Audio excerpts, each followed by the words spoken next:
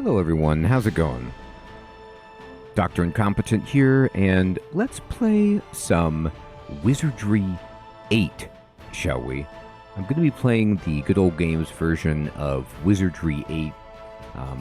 I was able to get it to run more easily than the Steam version, and I just beat the first Wizardry, the remaster of it, Proving Grounds of the Mad Overlord, and I'll put a link to that complete playthrough on the description, or in the description below, rather.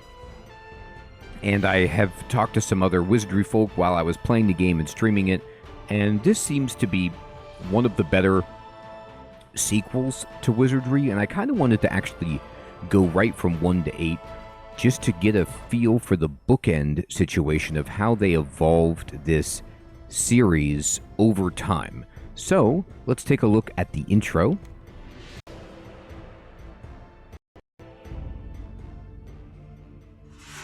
Before the beginning, the Cosmic Lords crafted 3 artifacts. First was the Astral Domine, infused with the power of life itself. Next, the Chaos Moleri, source of all change. Last was the Destiny Dominus, containing all knowledge. The Lords created the very first world using these artifacts, Planet Dominus, and placed it next to the Cosmic Circle. When the work of creation was finished, the Lords hid the items using the Cosmic Forge, and so their secrets remained hidden for a time. Then the unthinkable happened. The Cosmic Forge was stolen. The magic concealing the 3 items failed. News of the artifacts spread throughout the countless worlds. With it spread an even more unbelievable rumor. Whoever obtains all 3 will gain the powers of the Cosmic Lord. The Astral Domine was first of the 3 to be found. Hidden on a remote world, it was the subject of a bitter war between the militant Umpane, the devious Trang, and the Dark Savant. In the end, the Dark Savant gained the Astral Domine. Within it, he found a map pointing to Dominus. The Chaos Moleri was discovered half a galaxy away. The Mook found the device when it tore through a nearby moon with unbelievable force. When the Mook recovered the object, they too discovered a map.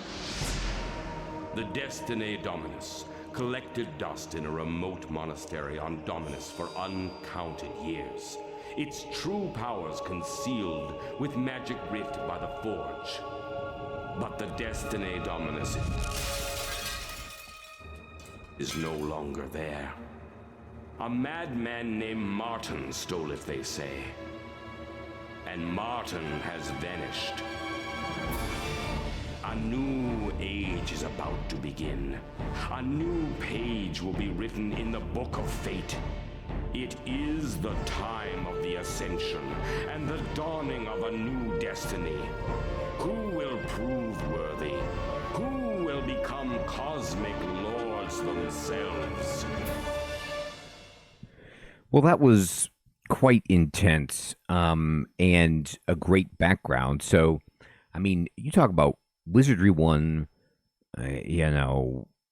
Wordna stole the amulet, and we had to go just below the town through a dungeon to get it back, and it was pretty contained.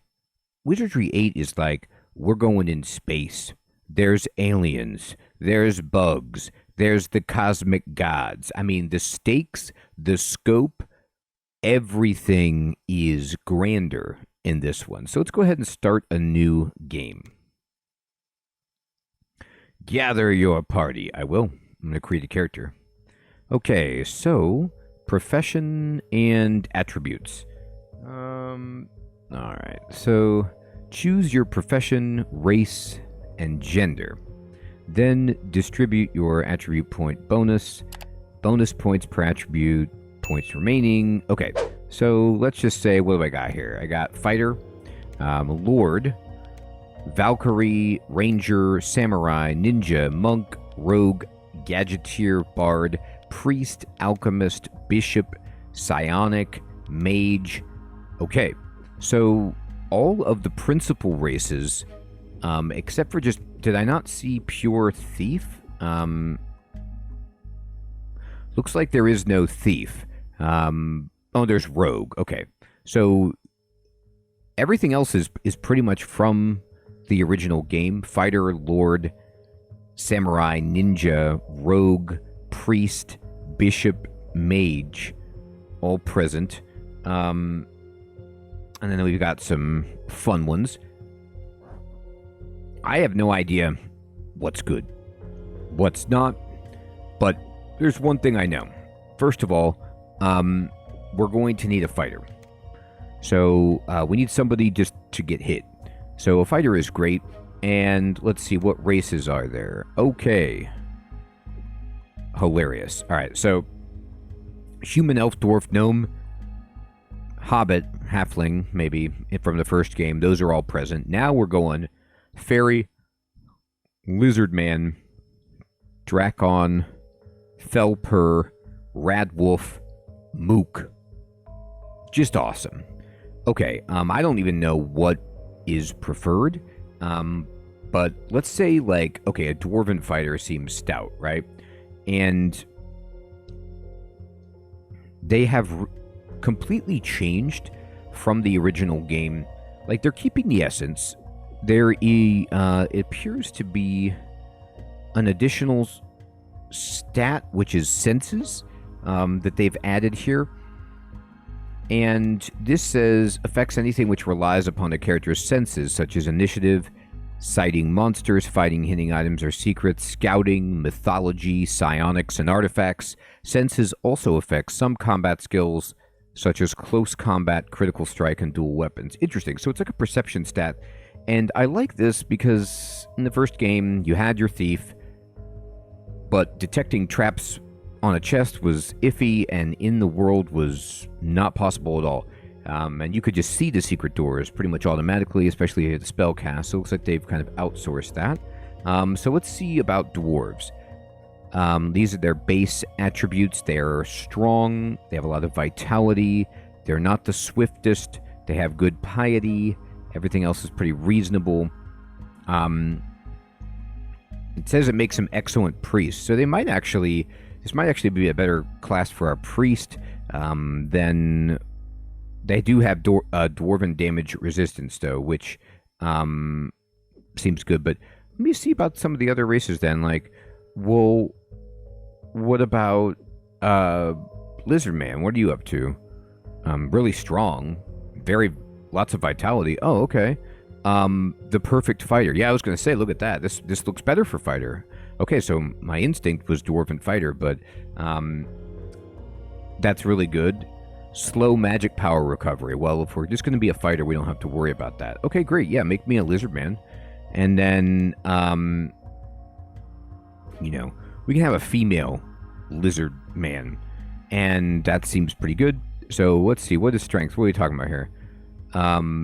Hitting creatures, damage, weapon skills, carrying capacity, and stamina. Okay, good. And then vitality is... hit points, carry capacity, and the ability to resist disease. And then senses and speed is initiative in combat, number of swings per attack. Oh, number of attacks per turn. Okay, so that seems very important. I start with close combat as a profession skill, which is good. I get some bonus points here. And, all right, let me go ahead and boost my strength up, and then my vitality up. And then we're going to go speed to 60.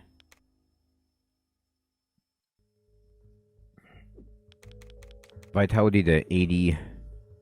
Strength all the way to 70. I got 20 bonus points left. I feel like, what is dexterity?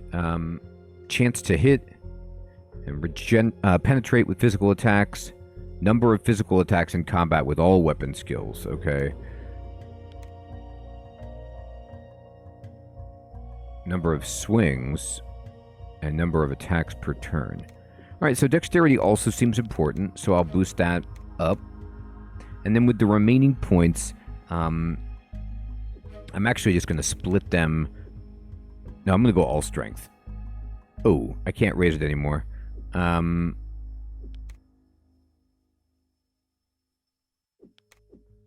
There it is. Okay, great. So, I'm going to start with 22 hit points, 128 stamina, and a carry capacity of 282. I'd say that looks pretty good. So let's move into the next screen, and I could see my skills. So again, this is why I like checking out another, wizardry later in its cycle, because you see how much more nuanced and developed the character creation process is, how they're borrowing from D&D just like they did with the first game, or at least influenced by it. The numbers of the stats are not, and the senses stat is not, but the fact that you have skills with skill points, other RPGs come into mind as well, but this just makes it like you have more control. So, close combat seems really good. And I'm going to go, pretty high into that.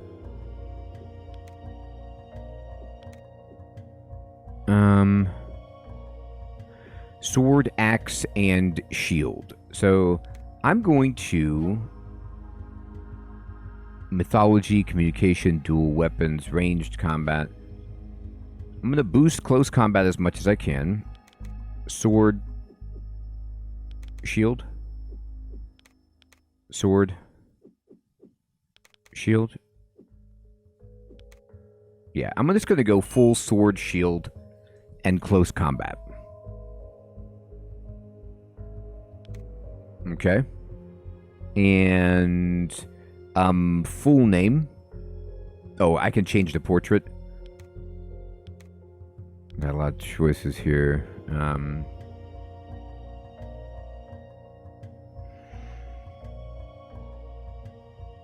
All right. I mean, this portrait looks just super intimidating.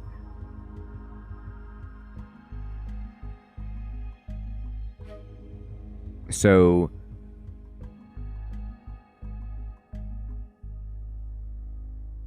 I'm gonna, what name do we want here? So I look at the face, I try to get a name, and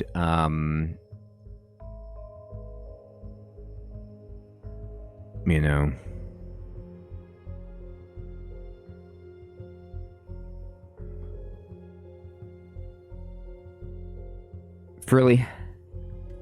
I think Frilly is right. She's got these serious kind of ridged ear frills, or it's incredibly impressive. Those could just be wing-like projections that go up by her horns, but I get the feeling of more like a lizard with those frilly kind of sacks on the sides of the head, and I'm just going to go with Frilly. Frilly indeed. She has a voice? Okay, let's hear. Let's get moving then. We don't have much time. Love it. Personality and voice. Aggressive is pretty... That's fine. And nickname.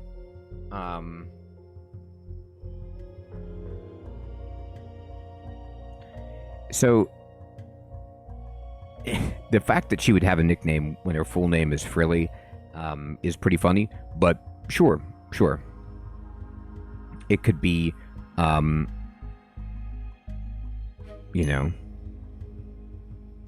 if her nickname is just Really? Let's drop the F.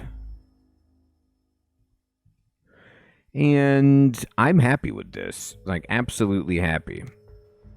Okay. We have a level 1 female aggressive lizard man fighter who she is going to destroy things. Okay, that's great. So now we need somebody else up there in the front. We could have a Valkyrie, but let's see what the Valkyrie is. Profession open only to female characters. Lance Warrior. Okay. Oh, they do get some pre-spells as well. I like how no intelligence or sense is required. They get the ability to cheat death. You know, a polearm sounds really cool. So I'm actually going to go with that. I don't know if this is a 6-person party or what we're dealing with, but I'm going to go with a Valkyrie. And what is the Rad Wolf? Ooh, they make excellent Valkyrie. Oh, it's a dog. I guess it says wolf, right? So they're devout, hardy creatures descending from a race of intelligent bipedal canines. They share their caring personality and thick coat. That's great. Love this. Okay. So this is like, you know, the first Wizardry is just much more closed up, by the book, Tolkien style stuff. And now we're just like, yeah, you got a lizard woman and a dog woman in your party. Okay, this is fantastic. Rab Wolf, gotta be female. And then we need piety a little bit. We need strength. We need vitality. And I like some speed. But I'm going to go mostly strength and vitality. Yeah, that looks great. We're going to go to the next page here. And we're going to take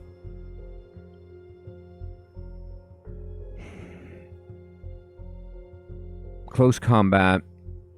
She's good at mythology. That's cool. I'm definitely going in polearm, like as much as I can. And then close combat. I like mythology. What does this do for me? Recognize true identity. Yeah, I think that's kind of cool. I mean, but I need her to really specialize in close combat, so I'm going to go to that a lot, but okay, fine. Yeah, I can't put the points anywhere else, so. Oh my god. That's just a wolf head on a human body.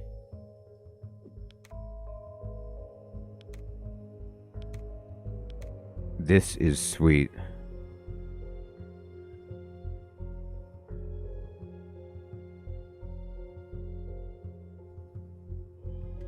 I don't know why, but this name just came to me, and it has nothing to do with the face. It's just amusing to me to have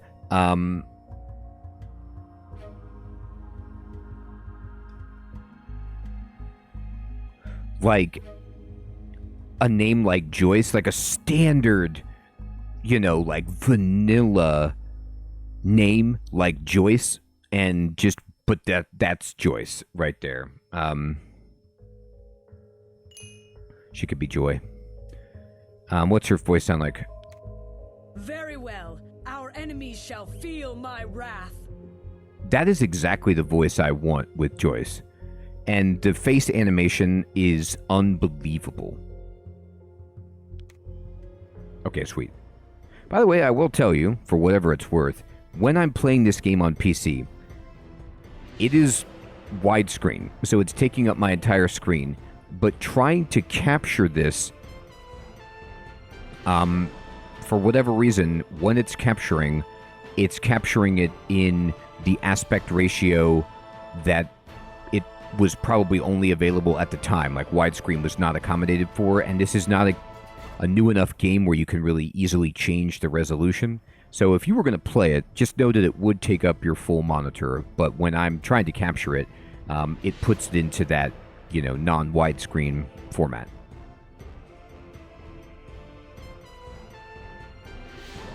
All right, so let's see here.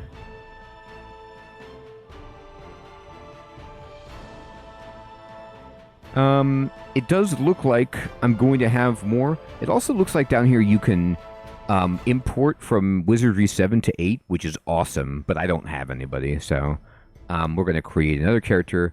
Now, I'm going to pick, I think about some other, like, frontline, what do I want, and what I want in the back. So, we're going to have some pretty standard stuff. Like, a Lord is like, what, Paladin type? Crusader Knights, right?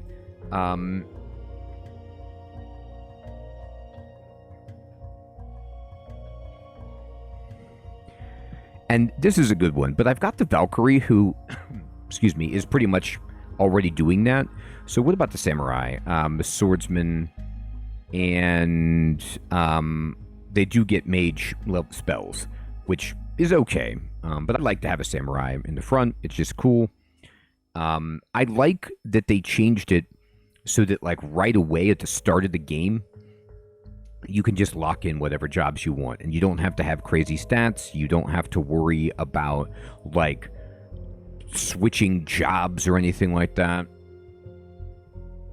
It feels better. Okay, so let's find a good race for a samurai. Let's look at some. I like these exceptional races. Like, what's the Drakon? Ranger, rogue, or fighter. Okay. They can breathe acid. I mean, that's cool.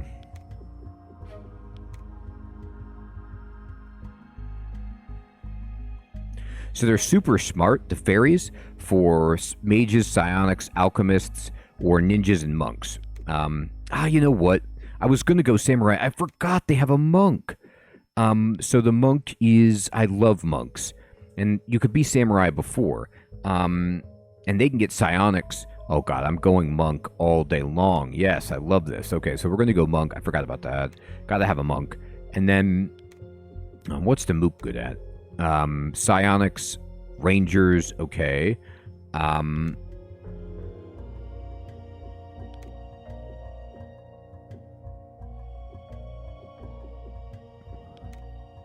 Tiny, delicate, and beautiful beings. I don't know why. They get armor class bonus. I don't know why, but the idea of a fairy monk is just so funny. And it's going to be hurtful on the front line. I do get that, but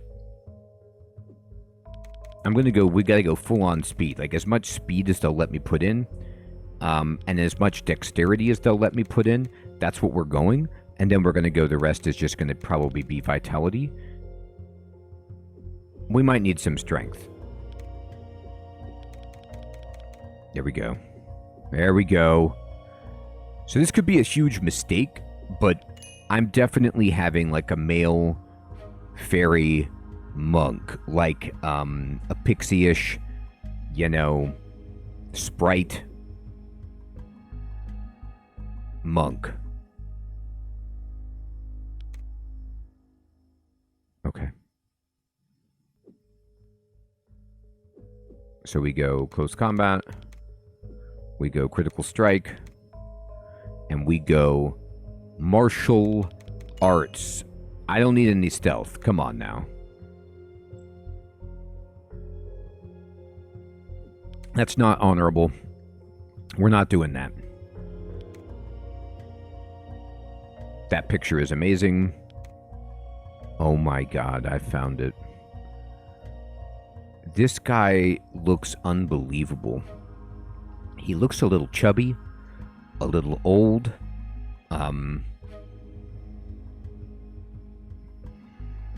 Yeah. This is great.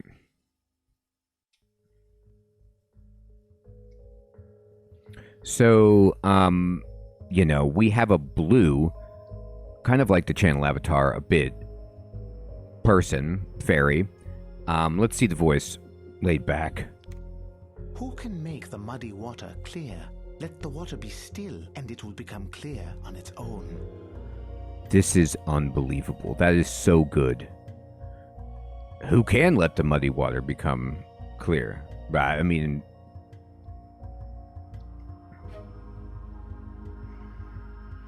What kind of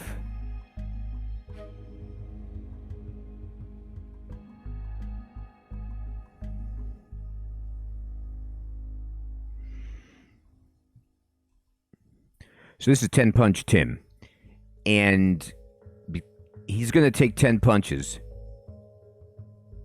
But he's going to get you. Nickname, Tim. And, you know, 10 Punch, it might take a while. But you're going down.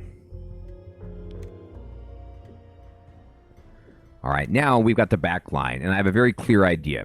I thought about Bard. Gadgeteer is interesting, but I've got to have a mage, a priest, and I'd like a psionic. Now, I have nobody who can do anything about traps at all, so I might need a ranger instead of the psionic. I guess my monk will get some psionics.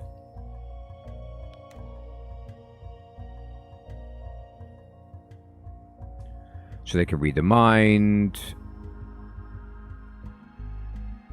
Yeah, I like psionics a lot, but I don't think I can have that. I think instead I need a ranger for a thieving type, and then Mook is good for this just because I need to. Mook is like feels like a Wookiee, you know, and so that seems right.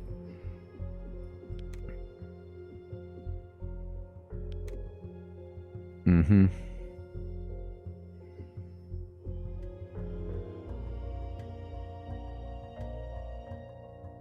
All right, so we got to have high senses. And speed, dexterity. Well, more dexterity than. There we go. And then ranged combat, 100% through the roof. Yeah, but I don't have anything related to traps at all. Scouting. Here we go. What's this? Hidden items, secret doors, monsters. Yeah. All right. So I don't. Okay, no good on traps, but I can be a ranger. I can just find stuff like that. And then you're definitely going to be using a bow, like all day long bow. All right. So my party might have some serious limitations. Oh my gosh. No, no, no.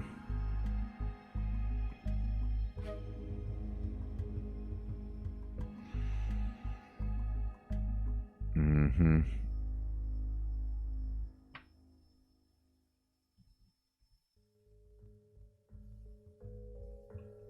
So, Mustachio, I mean, like, it's not technically a mustache, but it feels like he's got a handlebar mustache that's just running off the sides of his face. His eyebrows are also no joke. And his nickname, for Wookiee's sake, will just be Chewie. So let's see what he's... And I don't want to be aggressive. Just between you and me, I'm the perfect guy for this job. What do you say? All right, this game is making me laugh so hard.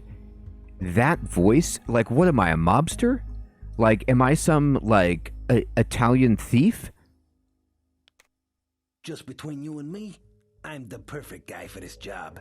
What do you say? I love this. I'm a Wookiee, like, you know, Corleone, like like mafia member. This is unbelievable. Okay, fine. Great. Mustachio. All right. So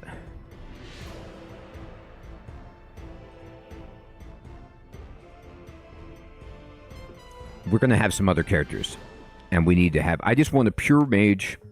Who's the best for this? Probably an elf, right? No. Well, they do make excellent mages. Yeah, okay. So I'm just going to have, like, some actual non-insane things. And we'll have, like, the smartest person possible.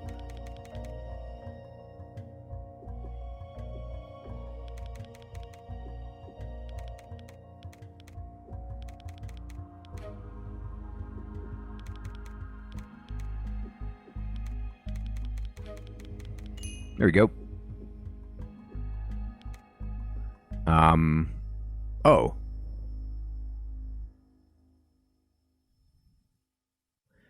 Energy blast and light. Frost, sleep, terror.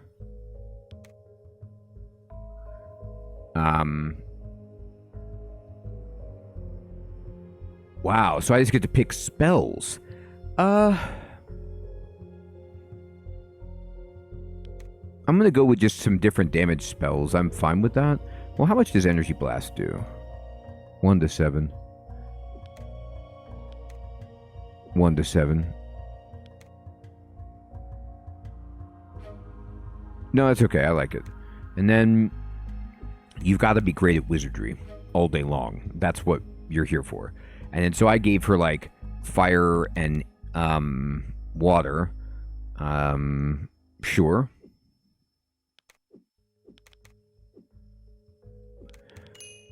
There you go.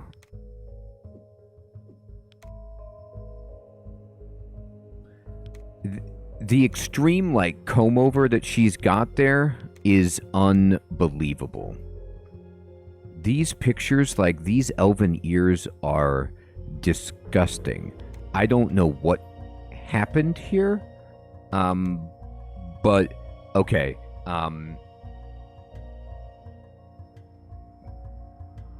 The fact that she can't see is just great.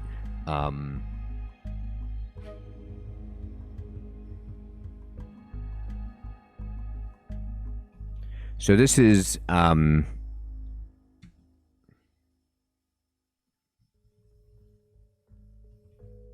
Sally Riverbend, and her nickname is Patch because she has her own natural eye patch. Let me see what she sounds like. One may feel fear in the face of danger, so long as one banishes fear when danger actually arrives. So say the wise. I don't like that. Well, well. I wondered when you would get around to me. You won't be disappointed. There you go. That's the sass that I expected from Patch. All right. Perfect. One more. We need a healer. And we're going a dwarven male healer every day of the week.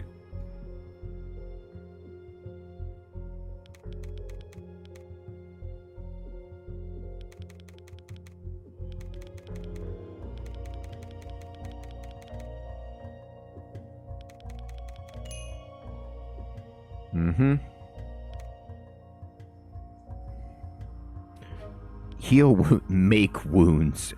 That's unbelievable. I need you to have heal wounds, and somebody's got to have light. So that's you.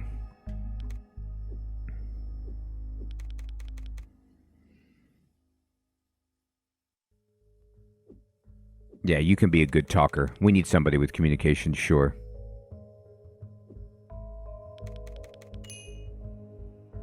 All right.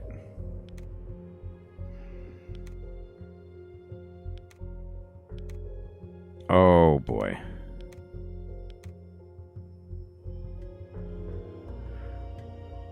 Oh, wow. Wow. I like this. I like this.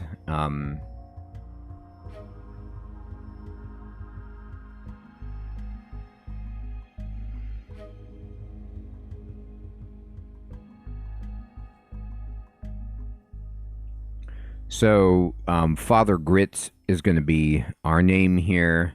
And his nickname will be Grits.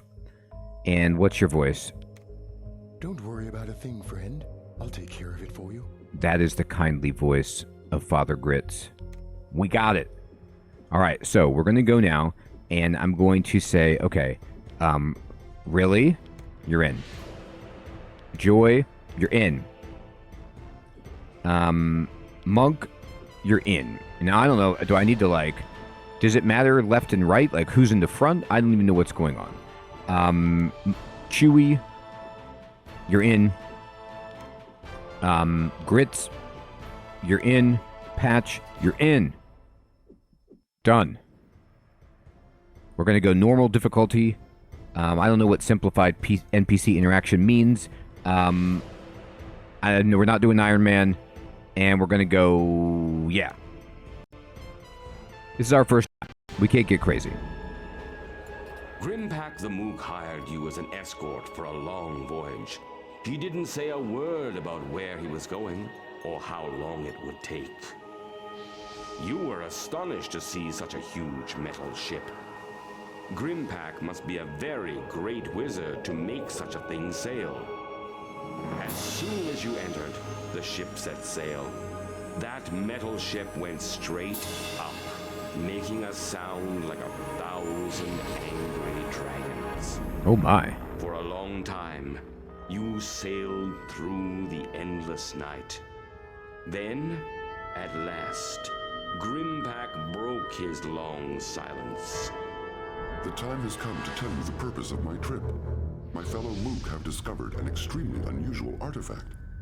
This has led them to a world called Dominus, where they are investigating a native ritual called the Ascension. They have asked me to assist, but there is some danger involved, so I have brought you along as protection.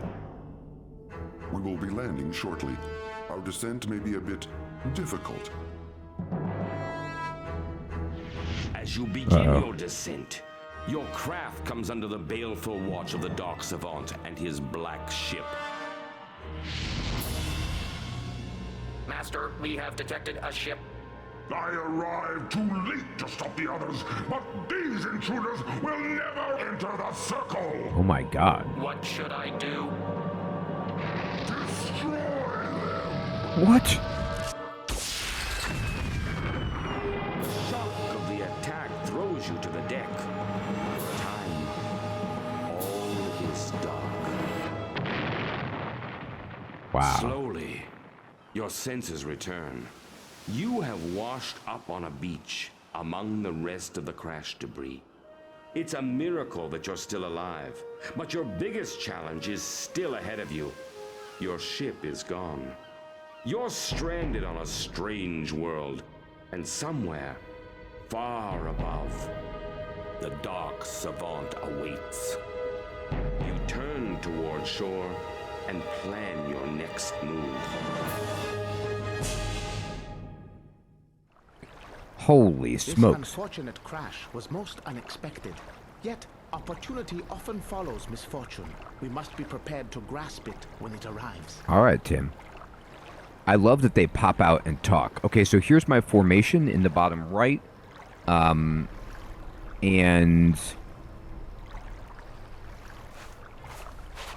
oh my goodness, what are these controls? You don't use WASD. Oh, okay.